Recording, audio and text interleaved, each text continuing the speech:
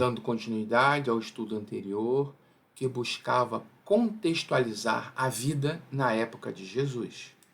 A intenção era conhecer melhor o ambiente em que Jesus viveu, pregou e morreu, para melhor entendimento da sua mensagem. E esse ambiente moldou parte dessa mensagem, onde ele, em alguns casos, contestava, denunciava algumas tradições com as quais ele não concordava, e por conta disso veio a ser sacrificado. Esse estudo está dentro de um contexto maior do estudo do Evangelho segundo o Espiritismo, onde na introdução, em notícias históricas, o autor frisa de forma muito bem apropriada que algumas passagens do Evangelho requer um melhor conhecimento do significado de palavras usadas, para que nós, entendendo os costumes da época, pudéssemos entender melhor a mensagem do Mestre. E isso está sendo feito através de 4 referências. A própria Bíblia, com seus fatos históricos, um livro muito interessante de Emmanuel, A Caminho da Luz, onde é mostrado o início da chegada do povo judeu, e muito mapa histórico para entendermos essa movimentação, além, é claro, do próprio Evangelho. O que faltou na primeira parte foi, me desculpem, foi o próprio significado da palavra hebreu. Tudo começa aí. Hebreu vem do hebraico, da palavra raiz avar, que significa passar, atravessar. Então, hebreu tem por significado aquele que atravessa, ou aquele que veio do outro lado. Do outro lado do rio? Que rio? Isso nos remete ao primeiro hebreu, o primeiro que atravessou esse rio, que veio do outro lado desse rio, que foi o pai Abraão. O primeiro hebreu, o fundador do povo judeu, ou hebreu na época. Ele saiu de Ur, na Caldeia, seguiu pelo rio Eufrates, e em alguns momentos atravessou, veio parar em Canaã, ergueu um altar, por falta de alimentos, deu um pulinho no Egito, fez a feira, voltou assim que pôde, e teve a história do povo hebreu na época, com seus filhos. O clã de Abraão cresceu, ele teve um filho Isaac, que teve o filho Jacó, que teve 12 filhos, que fundaram 12 tribos. Em algum momento da história, Jacó é rebatizado, isso é contado na primeira parte, com o nome de Israel, que significa aquele que luta com Deus. Então, os filhos de Israel, as 12 tribos, constituem o Estado de Israel, antigo. É claro que, até isso acontecer, teve toda a história da escravidão no Egito, 40 anos no deserto, a volta para casa, e ao voltarem para casa eles se organizaram em 12 tribos sim, mas lideradas por juízes. Esses juízes, em um dado momento, foram substituídos por uma monarquia, a pedido do próprio povo. E então, esse é o início do Estado de Israel, dividido em 12 regiões. Isso tudo foi mostrado na primeira parte do estudo. E agora nós podemos retomar a partir do final da monarquia unificada para o período dos reinos divididos. Então, avançando mais um pouco, vamos agora a descobrir o que aconteceu com os reinos divididos. Entre 981 e 722, existiu o reino de Israel. Porém, em 722, os assírios invadiram e destruíram tudo.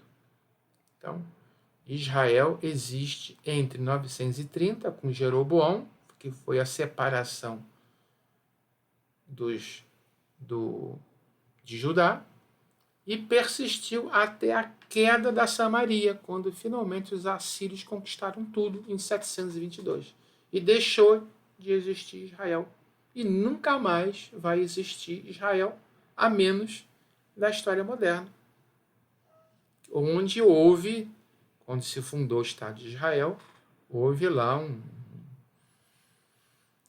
uma decisão tomada entre eles de que nome teria o novo país.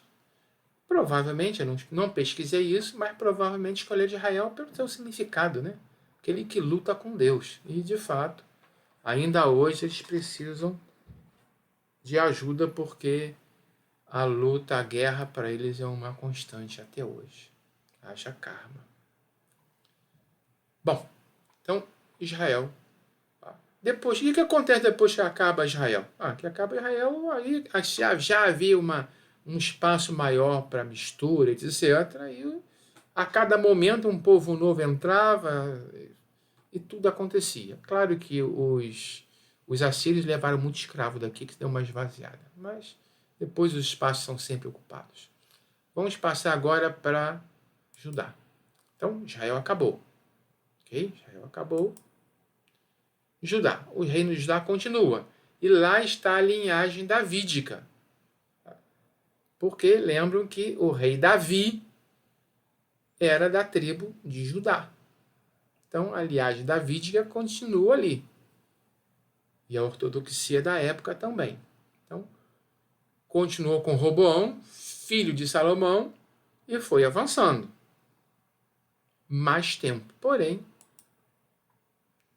como todo reino antigo, passa o tempo, chega alguém mais poderoso.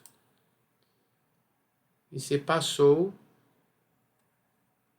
cerca de 597, né? De 930 a 597 existiu o reino de Judá. Então, cerca de 300 e tantos anos. Depois disso, os babilônios, está aqui, estava aqui. Tinha que ter colocado aqui. Depois disso, se os assírios arrasaram Israel, os babilônicos arrasaram Judá. Mas arrasaram mesmo. Isso foi em levas. Os assírios tentaram tomar Jerusalém. Chegaram a sitiar Jerusalém, mas não conseguiram. A turma aqui fez frente e resistiu mais 100 e tantos anos. Até que Nabucodonosor fez um cerco pesado, não havia mais alimento nenhum dentro de Jerusalém, demorou mais de ano, e se não me engano já foi na segunda tentativa de Nabucodonosor, ele finalmente consegue entrar e aí destrói. Leva a população como escrava, pouca gente fica na região, simplesmente eles é uma diáspora aqui agora, leva como escravo, mata muita gente, incendeia, derruba, quebra, arrasa o templo, não fica pedra sobre pedra, e acabou. Acabou. Se fosse um conto, uma outra nação ao longo da história, elas acabam, desaparecem. Mas não. Agora sim, judeus, nós estamos falando de Judá, mas não com o povo judeu. Vamos lembrar que quando a Bíblia fala da proteção de Deus, ela existiu mesmo. Vamos lembrar que Jesus está acompanhando de perto essa história toda, está mandando os seus emissários, está tentando quebrar um pouco as mazelas e os problemas daquela população, está tentando levantar a evolução do povo, com muita dificuldade, mas até para se cumprir as profecias, Judá não podia acabar. Alguma coisa tinha que acontecer. Mas não, Israel não voltou. Israel não voltou. Mas tantas outras nações aí foram destruídas e acabaram de vez. É verdade, mas não essa. Essa de fato tinha o reino de Deus ali. O dedo de Deus ali. Acabou nesse momento. Porém, quanto tempo depois? 538, assim, de 586 para 538, 50 anos. Acabou durante 50 anos. Depois de 50 anos, os persas, o rei Ciro, enfrenta e domina a Babilônia. E com os babilônicos derrotados, por algum motivo que os historiadores não sabem bem, provavelmente, mas que a Bíblia diz que aqui tinha inspiração divina, e a gente está entendendo que aqui tinha, de fato, forças espirituais atuando. O rei Ciro não só liberta os judeus, que eram vindos da tribo de Judá, como manda eles voltarem para casa. E ainda ajuda com dinheiro, devolve o que foi roubado, parte do que foi roubado do templo, e quando os judeus voltam, a primeira coisa que eles fazem é reconstruir o templo. Demora algum tempo para reconstruir o templo, houve uma interrupção, as dificuldades eram grandes, mas eles conseguem. Começam primeiro pelo altar, para poder voltar a fazer os sacrifícios, as orações, e depois vão reconstruindo. Não ficaram muito satisfeitos, porque esse segundo templo era menor que o templo de Salomão. Ele era bem menor, claro. Esse segundo templo ele foi autorizado pelo rei Ciro. E o rei Ciro diz aí a tradição que está na Bíblia que ele inclusive deu o tamanho, acho que 30 côvados, etc. Então estava limitado ali, mas foi uma coisa assim do tipo que, se for dizer, o único na história que eu estaria aqui pensando sozinho, não pesquisei se teve algum outro exemplo, mas é uma coisa no mínimo rara na história isso acontecer desta maneira. O rei Persa, que não teria por que ter compromisso com os judeus, simplesmente resolve ajudá-los. E volta a existir não só o templo, como Judá. Aquela região. Vou mostrar mais à frente o mapa. Bem, esse período agora é meio confuso, porque vai ter muita invasão, muitos eventos históricos. Os persas foram derrotados por Alexandre o Grande. Quando Alexandre o Grande derrota os persas, ele entra na região, ele entra em Jerusalém. Conquista toda a região. Alexandre, ele não era como os outros que saíam matando e torturando, etc. Não. Ele tinha interesse, inclusive, em divulgar a cultura grega. Ele chegava dando uma abertura, ele se interessava pela população local.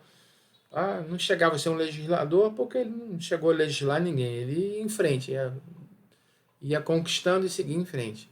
Mas a influência grega chegou em Judá durante o domínio grego helenístico. E foi até bem longuinho, né?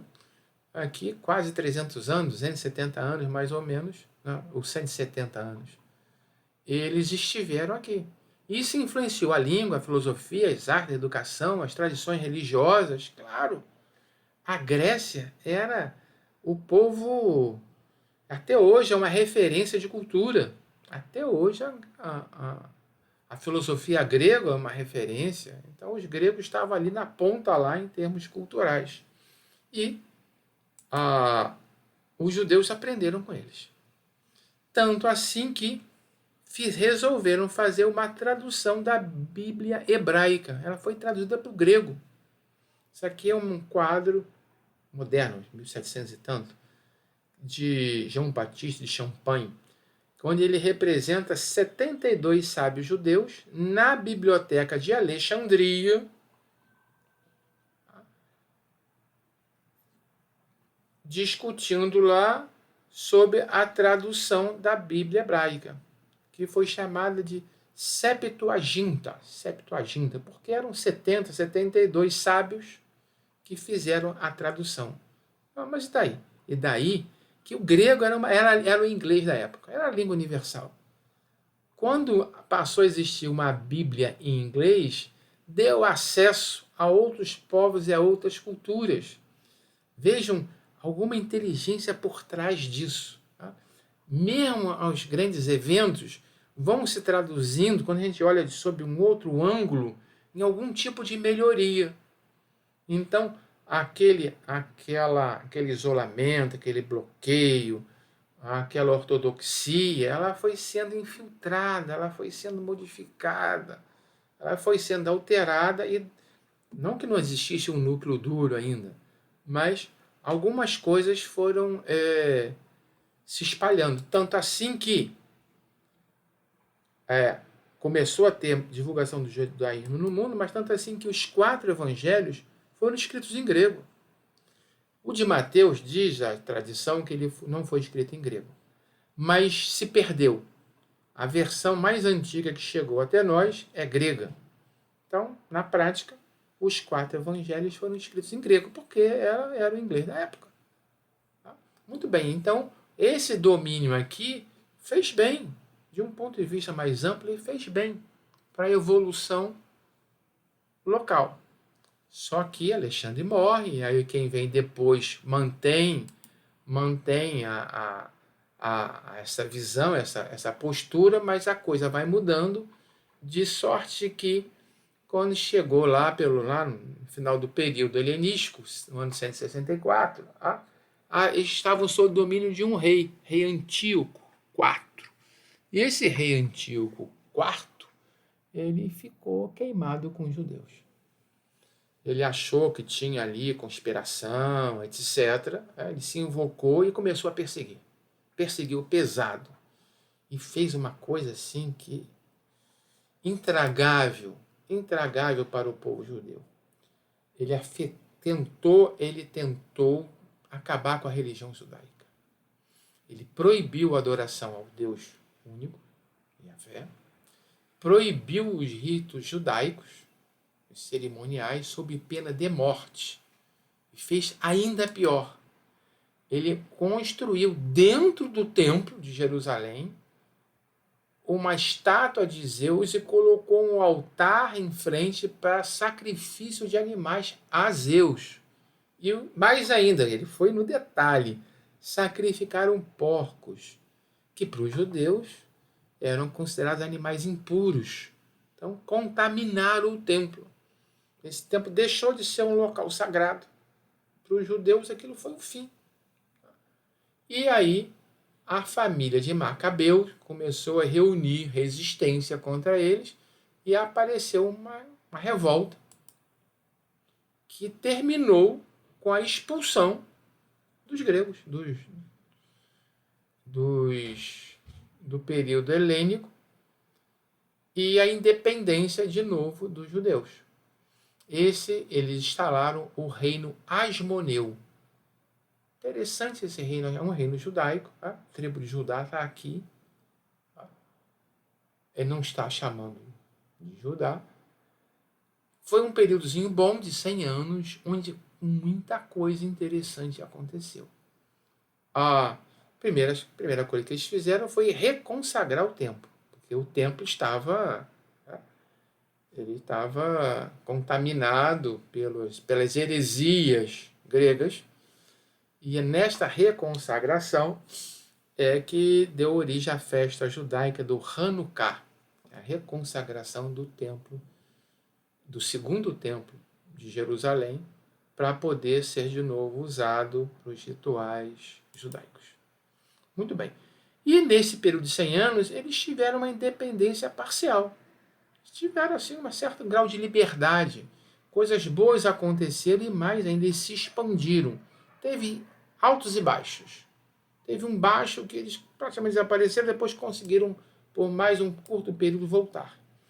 E para isso, começaram a se aproximar dos romanos. Começa a aparecer aqui agora, já estamos a 63 a.C., começam a aparecer os romanos. Os gregos saem do pedaço e os romanos já estão olhando para lá. Vamos comparar como era a divisão política aqui durante os dois reinos, Israel e Judá, com o reino Asmoneu. Essas diferentes cores mostram a expansão que eles conseguiram fazer em apenas 100 anos. Começando aqui, em Jerusalém, libertaram o templo e foram se expandindo. As cores são outros governantes, outros reis que foram assumindo e ampliando o território. Então, o Judas Tadeu conseguiu o espaço vamos chamar de Judeia aqui, com Jerusalém, e aí foram anexando mais e mais território. Ficou até maior do que o período dos dois reinos. O reino Asmodeu chegou a ser maior que os dois reinos de Judá e Israel juntos. Okay? Então, esta era a situação 63 anos antes de Cristo. Quando os romanos, depois de algum namoro prévio, eles disseram, chega de brincadeira. Chega de brincadeira e eles entram na Judéia. Judéia aqui, Judéia é muitas vezes usado como região, é aquela região. Não entra naquela região. E os judeus fizeram isso. Eles chamaram isso tudo aqui, de região da Judéia. Inicialmente. Depois, eles sacaram que chamar de Judéia estava fortalecendo questões religiosas.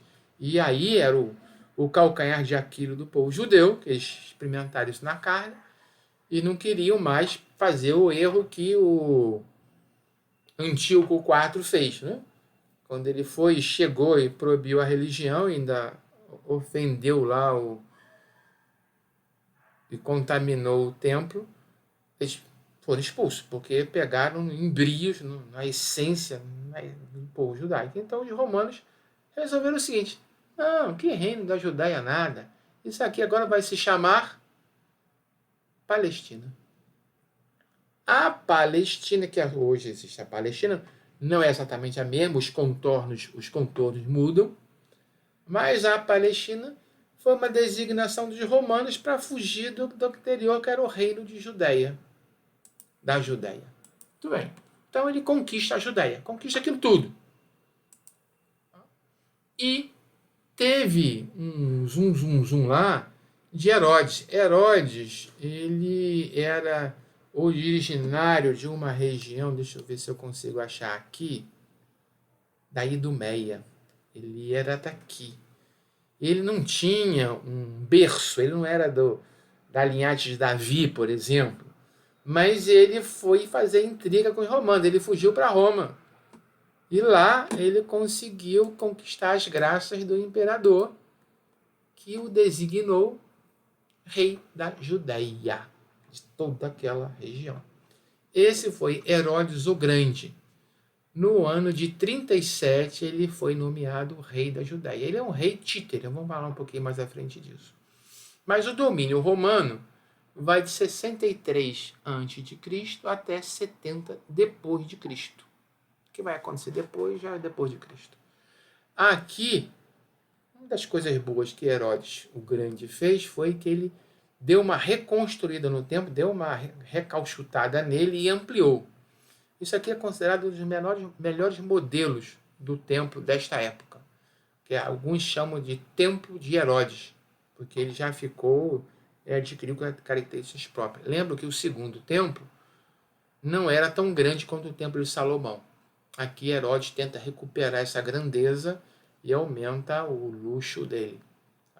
Foi construído na escala de 1:100, já contemplando as ampliações e as restaurações, esse modelo. Né?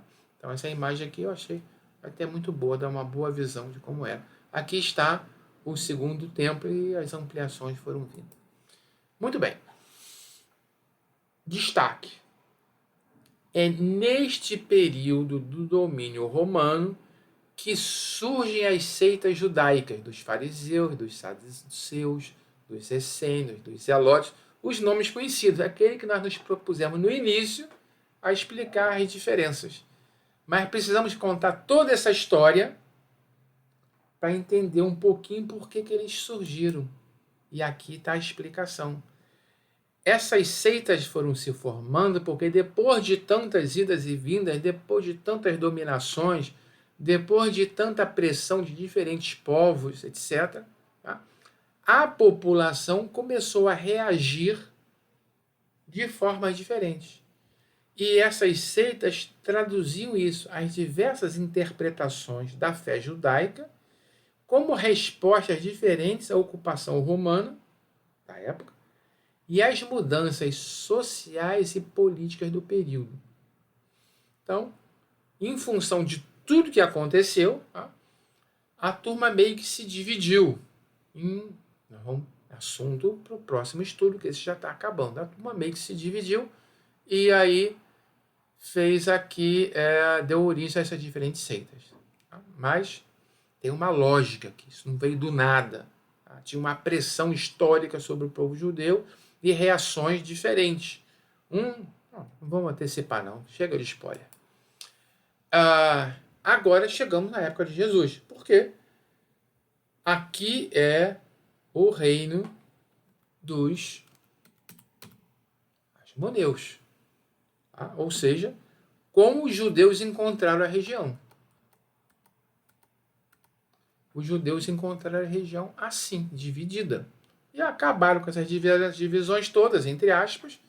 Acabaram não, mas acabaram como reino e passou a ser tudo o reino da Judéia e integraram para Herodes o Grande, que era alguém da Idumeia.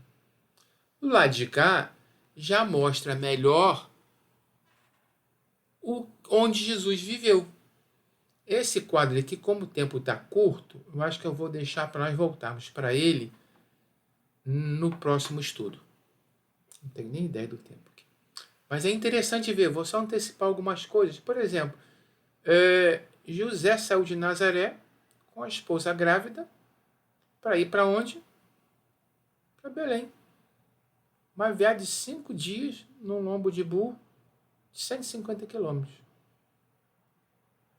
Enquanto que Jerusalém é do lado, coladinho a Belém. Ter uma visão geográfica aqui ajuda a entender a vida de Jesus. Jesus viveu principalmente aqui na região da Galileia, aqui o mar da Galileia, o Tiberíades.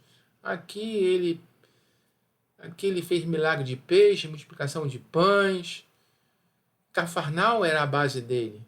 Quando ele resolveu vir para Jerusalém, teve que sair de cá para vir para cá. Como é que ele fez isso? Passou pela Samaria. Os judeus não passavam pela Samaria. Porque... a gente volta depois sobre isso aqui. Vamos só terminar essa parte. Herodes. Esse é outro nome que dá muito... Eu me confundi. Na verdade, eu acho que esse estudo acabou saindo para eu tirar minhas próprias dúvidas. O que nós já vimos? Primeiro, Herodes. Herodes o Grande. Morreu com 76 anos, se não me engano. Em 37 a.C., ele conseguiu convencer o imperador romano a nomeá-lo rei. Mas ele é chamado um rei cliente. O que era um rei cliente? Cliente de Roma. Ele era subordinado a Roma. Hoje a gente poderia chamar de laranja, né? Quem mandava era Roma, ele obedecia. Mas, reino da Judéia. E aqui a conceito de Judéia é o que depois virou Palestina. É aquilo tudo. Tudo bem. Ele se caracterizou por grandes construções, pela ampliação do templo de Jerusalém e foi quem ordenou a matança das crianças na cidade de Belém. Os reis magos procuraram Herodes o Grande, avisaram que estava atrás de um avatar, de um grande rei, e Herodes, preocupado, não sabendo quem era, mandou matar tudo quanto era recém-nascido de Belém. Esse Herodes aqui foi capaz de fazer isso. Foi esse, o Grande. Quando ele morreu, mais ou menos em torno de 4 a.C., não é muito certa essa data, um de seus filhos, ele tinha vários filhos, foi nomeado governador da Judéia, da Samaria, lembra dos samaritanos, ela aparece lá no mapa, Samaria, e da Idumeia, que era a terra de origem de Herodes, e consequentemente do filho dele. Mas foi um governo ruim, e ele foi logo deposto, foi deposto pelos romanos. Não deu certo, tiraram ele para fora. Ou seja, ele ficou aqui, 10 anos. Outro Herodes mais conhecido é o Herodes Antipas, que também assumiu quando Herodes o Grande morreu, governou a Galileia e a Pérea. Pérea é uma língua de terra abaixo da Galileia. Ele governou a Galileia e a Pérea. Quem foi esse Herodes Antipas? Foi quem cortou a cabeça de João Batista. Esse talvez tenha sido mais famoso, não sabe o que foi pior. Não, esse aqui foi pior, né? Esse aqui foi só de um, esse cortou de muitos. Governou de 4 a.C. até 39 depois de Cristo, 43 anos. Bem, então esse Herodes é o da Salomé. e também o ajudante dele, o auxiliar dele era o Cusa, marido de Joana de Cusa, uma das encarnações de Joana d'Ângeles. As coisas vão se fechando. Outro Herodes é pouco conhecido, Herodes Filipe II, aqui mais para ver a região. Nesse mesmo período, ele governava dois outros locais, Itureia e Traconites. Era um governante mais tranquilo, não fez nenhuma besteira, então não está na lista. Esse aqui administrou mal, os outros fizeram atrocidade. Esse aqui não. Então está aí, em cola. E Herodes Agripa. Agripa é um pouco mais conhecido, já é neto, já virou neto. Ele, de novo, toda a Judéia. Voltou a ser toda a Judéia, que já foi aqui depois desses três. Estão vendo aqui que já esses três já estavam indo embora, ou já tinham ido embora. Entra Herodes Agripa e assume tudo. Ele ocupou o lugar do seu avô Herodes o Grande. E por último, Herodes Agripa II, depois que o Agripa I morreu, é filho dele. Ele está aqui na lista porque ele é mencionado no julgamento de Paulo, em Atos dos Apóstolos, ele aparece lá. E o que ele governou? O norte, agora já está a palavra Palestina. Aqui está a Judéia, aqui está a Judéia, aqui já é a Palestina. Aquela mudança que os romanos fizeram para dissociar de qualquer característica religiosa. Agora é a Palestina, é o norte da Palestina. O que é o norte da Palestina? Basicamente, Israel. Judá é o sul. Bem, para fechar essa parte histórica, é bom também darmos uma olhada nos imperadores romanos. Dai a César o que é de César. Essa frase de Jesus ficou famosa. Que César é esse? Júlio César. Júlio César foi não era exatamente um imperador, mas ele foi considerado um ditador vitalício. Os imperadores vieram depois dele, ele foi morto, entre outras coisas, pelo próprio filho Brutus. Mas esse é o grande César, é o Júlio César. E depois passou a ser o divino César, que foi divinificado. Então, Júlio César não é bem o dar a César o que dizer, mas a expressão a gente pensa nele. Depois vamos ver que a moeda não era essa, não. Sucedendo Júlio César, teve um triunvirato. Do triunvirato só sobrou um, Otávio. Virou Augusto, o primeiro imperador. Imperador Augusto. Por que o Augusto está sendo destacado aqui? Essa foi a moeda com a esfinge dele. Observe que essas moedas são interessantes, que de fato elas mostram o perfil das pessoas. Dá para ter uma ideia como era César, como era Augusto. Essas moedas são originais, ok? Não são desenhos de não. Ele governou entre 27 a.C. e 14 depois de Cristo. Ou seja, Augusto era o imperador que estava no posto quando Jesus nasceu. 14 depois de Cristo, Jesus estava na adolescência, morre Augusto e entra Tibério, enteado de Augusto, que fica de 14 depois de Cristo até 71 depois de Cristo. Ou seja, era ele que estava no poder quando Jesus foi crucificado. Pôncio Pilatos respondia a Tibério. E quando Jesus disse o que está na sua moeda, a esfinge de César, ele estava olhando para isso aqui. Essa foi a moeda que eles estavam olhando. E então, dai a César o que é de César. César aqui era símbolo de imperador, era o imperador Tibério.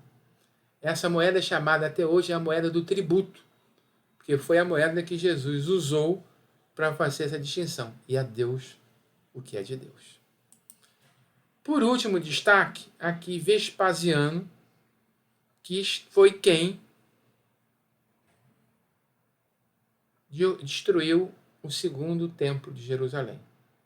A coisa que piora, esse foi um período de relativa calma da parte dos romanos. Os romanos estavam frouxos no governo aqui. Não há troco de nada. Não é a troco de nada. Deram uma calmaria por causa de Jesus. Isso foi tudo. Depois a gente poderia revisitar essa história toda e ver, mas claro, a coisa que não podia ser tão conturbada é que os romanos atrapalhassem a mensagem do Cristo. Eles deram espaço. Tá? Teve oficiais romanos que aderiram ao cristianismo. O próprio Pôncio Pilatos balançou muito antes de condenar Jesus. Isso foi um período de calmaria. Depois a coisa piorou. Olha quem vem depois: Calígula, Nero, e a coisa só piora, né? Vespasiano já estava invocado com os judeus, tentou, aqui a coisa apertou, aumentaram os impostos, houve revoltas, Vespasiano veio e arrasou tudo. Está aqui o Vespasiano. E editou durante acho que 25 anos moedas comemorativas dessa vitória. Aqui nessa estão várias. Nessa daqui tem uma judia, uma mulher, sentada chorando, e um homem judeu amarrado de costas para a palmeira, de frente para a palmeira, amarrado com o braço nas costas. O nome da série era Judéia Capturada, Judéia Capturada, e ele, Vespasiano. Tem outras imagens dessa. E imprimiram isso durante muito tempo. É como se essa vitória aqui, eles usaram isso aqui para fins políticos. Tá? Por algum motivo lá ele estava precisando disso, talvez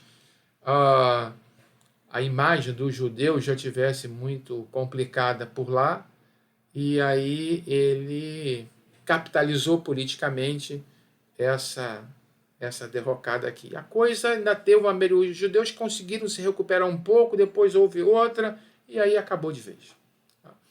Mais à frente, mais alguns anos à frente, na segunda, alguns falam que teve uma terceira ainda invasão romana do tipo não deixa pedra sobre pedra, e acabou tudo mesmo. Mas nós paramos por aqui, que o nosso objetivo era mostrar as influências do contexto em que Jesus viveu sobre o seu messianato. Bom, quando nós pensamos em Jesus, acho que é óbvio que se entende que ele não veio sozinho. Ele ficou 3 anos. Morreu na cruz. Teria acabado ali se ele tivesse sido centralizador e não tivesse tomado providências para que o seu evangelho se propagasse pelo mundo afora. Então, no mínimo, ele começou com 12 apóstolos, 12 discípulos, 12 seguidores, e a quem ele deu poderes de fazer os seus milagres, dar continuidade, e se espalharam pelo mundo. Mais tarde, ainda veio Paulo. Então, quando olha para frente, a gente vê que a mensagem do Cristo teve continuidade. Mas teve preparação? Teve, claro, teve seu primo. João Batista, 6 meses mais velho, nasceu 6 meses antes, ele é considerado o precursor, João Batista, o precursor de Jesus. Por 6 meses só? Nós acabamos de passar por 2000 anos. Vamos ficar só em 6 meses? Vamos olhar mais para trás, gente. Claro que todos esses 2000 anos foi uma preparação. Cada um desses profetas, por exemplo, foram precursores. Os 3 reis foram precursores. Samuel, que está aqui, não apareceu aqui, porque ele ainda era do Reino Unido, foi um precursor. Os patriarcas, Abraão, Isaac, Jacó, Israel, né? Desde a saída de Uber, tudo foi uma preparação para este momento. E continuou sendo depois para o mundo que nós temos hoje. Esta viagem de Abraão, que começou 2000 anos atrás, foi muito maior do que esse mapa demonstra. Porque essa regiãozinha aqui, mesmo no seu apogeu, mesmo no seu período de maior conquista, seja com Davi, ou seja lá um pouco antes da chegada dos judeus, isso não é nada. Não está em escala, não. É um pontinho que não dá nem para representar. É um pontinho aqui quando visto o planeta Terra. Então, 2000 anos de preparação, 3000 anos de pregação de Jesus, mais 2000 anos do quê? De expansão do Evangelho do Cristo, da mensagem, do trabalho dele, para chegar até nós. Senão não teria chegado até nós. Não bastariam nem os 12, nem uns 13 apóstolos teriam conseguido isso. Foi muito mais gente para conseguir isso. Milhares e milhares. Podemos colocar aqui todos os santos da Igreja Católica, muitos que a gente nem sabe o nome, os mártires em Roma, os cristãos sacrificados, as vítimas da Inquisição, os que nem cristãos foram considerados, mas que pregaram a mesma mensagem pelo mundo afora, porque não importa o rótulo. O rótulo não é importante para Jesus. O que importa é o conteúdo. Qualquer um que prega a mensagem do amor fraterno está pregando o Evangelho do Cristo, que está pregando o perdão. Isso se espalhou pelo mundo. Então, milhares e milhares garantiram que essa mensagem chegasse até nós. E aí, para terminar, estava eu preparando esse slide, 3 dias atrás, quando eu vi essa notícia na internet. Eu não lembrava disso. Em 2015, Divaldo Pereira Franco foi a Roma e visitou o Papa Francisco. Foi cumprimentado por ele. E, agora sim, isso é meio que novidade. De forma mais recente, está aparecendo agora na rede, na internet, o que aconteceu aqui. Eu tentei rastrear. O máximo que eu consegui saber foi que uma oradora espírita escutou de um diretor de federação espírita que o Divaldo contou que quando ele encontrou o Papa congelou segurando a mão dele, ficou paradão ali, e aí ele teve uma vidência de quem estava em volta do Papa. Ele viu Francisco de Assis e viu a irmã Clara, que estavam assessorando o Papa na sua missão. E Joana de Ângeles vai dar uma fofocadazinha aqui no ouvido de Divaldo, dizendo o seguinte: ela já havia dito a ele antes que Jesus tinha convocado 200 espíritos de maior grau de evolução para ajudarem nos tempos presentes. Aí, nesse momento, ela falou o seguinte, sussurrou no ouvido dele: o Papa é um dos 200. Que 200 são esses? São espíritos cujo amadurecimento, cuja evolução dispensaria uma nova vida no planeta Terra, mas que Jesus convidou para voltarem, para ajudarem nesse momento de final dos tempos, de transição planetária. Então tem 200 seres de evolução acima da média vivendo entre nós. Ou melhor, 199, porque infelizmente o Papa Francisco nos deixou poucos dias atrás, que é quando eu estou fazendo essa gravação. Ele mal acabou de ser sepultado. Então, sobraram pelo menos 199, mas eu pessoalmente acho que 200 e pouco, deve ter muito mais gente por aí para isso. Se nós olharmos a nova geração que está surgindo, essas crianças que estão surgindo, tudo de gente especial. Muito bem. Com isso, então, nós encerramos essa primeira parte. Ficamos devendo discutir um pouco mais esse mapa, já acabamos já dando uma pincelada nele.